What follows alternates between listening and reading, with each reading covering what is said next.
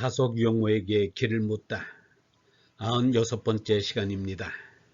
오늘은 나약한 회의론자의 신찾기, 나약한 회의론자의 신찾기라는 제목으로 말씀드리겠습니다. 7. 나약한 회의론자의 신찾기. 이제 마지막으로 아스페르츠네지는 그를 등장시킨 민요섭의 신관을 정리해 보기로 하자.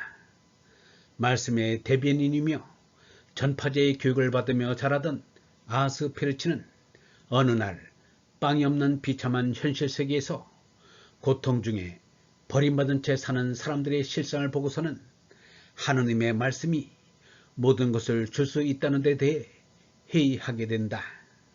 결국은 자신이 믿고 있는 야훼 하느님이 사랑과 자비의 하느님이 아니라 잔혹한 복수와 분노의 하느님임을 깨닫고 새로운 신을 찾아 길고 긴 방랑의 길을 떠난다.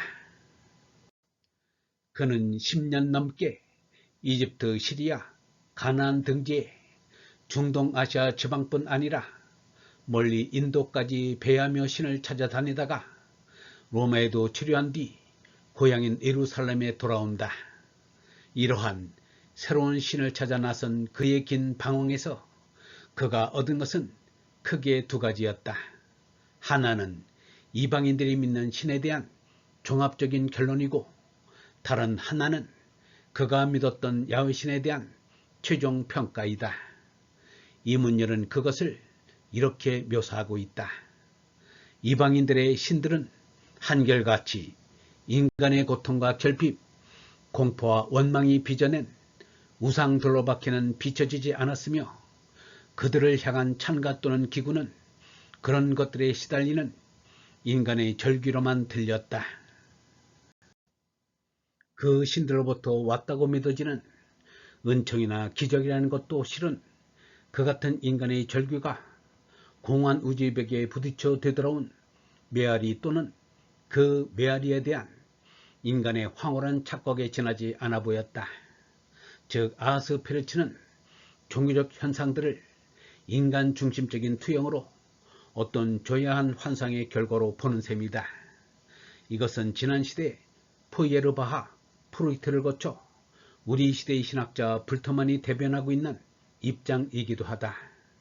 최고의 본질은 인간의 자기본이 인간의 불안과 소망, 그의 자기 보존 욕구와 행복욕에 의해 요구될 수 있다. 신에 대한 이야기에 의해 의미되고 있는 것은 인간이 욕구하는 것 이외의 어떤 다른 것도 아니다. 여기에서 인간은 자신이 자기의 욕구를 충족시킬 수 없다는 것을 알고 있으면서도 욕구하고 있다. 인간은 그가 그 자신의 소망과 두려움에 의해 내몰고 있기 때문에, 그리고 그 자신이 기이한 것 또는 수수께끼에 완전히 내맡겨져 있음을 알기 때문에 신에 대해 이야기한다. 그리고 자기의 소망에 대한 꿈과 악몽을 자기의 삶의 완성과 멸망을 가져다 줄 수 있는 어떤 존재로 실체화시켜 버린다. 이방인의 신에 대한 신앙과 규리책의 저 밑바닥에서 아스페르츠가 본 것은 불합리와 악독과 부패였다. 그는 그들의 신화책의 전반에서 불거지는 상상력과 논리 적업성, 교육의 바탕을 흔들어 놓는 윤리성의 결여, 작고 낭비적인 의식과 죄례, 승려가 신을 위해 있는 것이 아니라 신이 승려를 위해 있는 것 같은 느낌마저 주는 신성의 속화, 민중의 향락 심리에 편승한 승려 계급의 타락, 터무니없는 미신과 부적들의 남용 같은 것을 보았다. 그 다음 그는 자신이 믿어왔던 야훼신도 여러 다른 이방인들의 신들과 접촉하여 혼합 절충되어 만들어진 형태라는 것을 깨닫는다. 즉, 원래 야훼는 엘 사따이 산에 은가하던 목양자의 신에 불과했다. 거기에 모세의 광기가 접한 호렙산의 영이 더해져 야훼는 곧 가나안 쟁취를 위한 무자비한 군신으로 변질되었다. 그 뒤 엘리야와 호세아는 그에게 농경신의 권능을 부여했고, 아모스와 이사야를 통해 민족이 신에서 우주의 절대 유일자로 확대되었다. 그리고 바빌론에서 페르시아인들의 사탄과 종말론을 도입함으로써 우리의 야훼는 완성되었다. 결국 야훼가 우리를 만든 것이 아니라 우리가 야훼를 만들었을 뿐이다.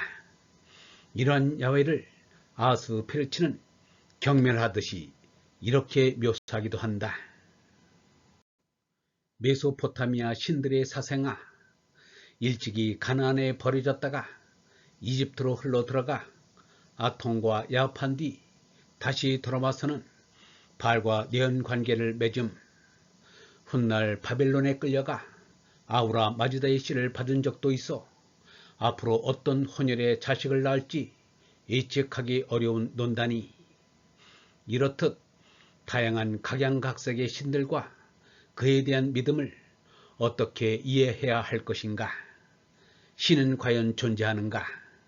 아니면 단지 인간들이 자신들이 필요에 의해 만든 허구일 뿐인가?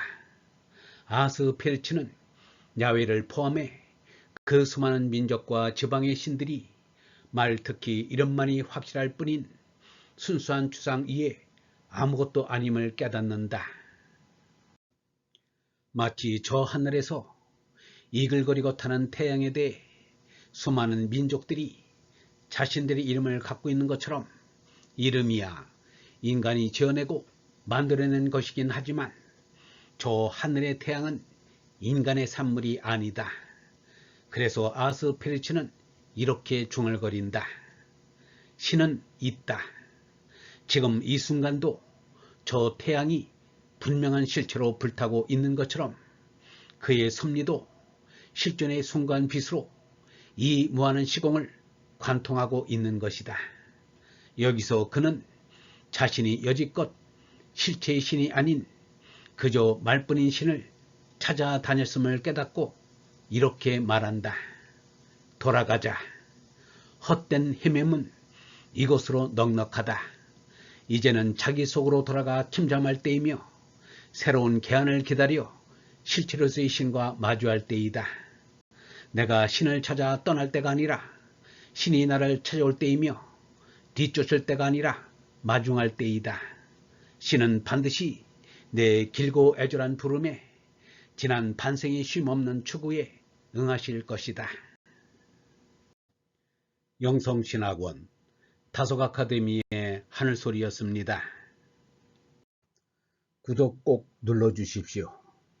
구독하시면 저에게 힘이 됩니다. 좋아요 꾹 눌러주십시오. 다른 분들에게 기회가 됩니다. 공유 부탁드립니다. 가능한 많은 이들과 공유하십시오. 맞춤 설정을 하시면 때에 맞춰 학습할 수 있습니다.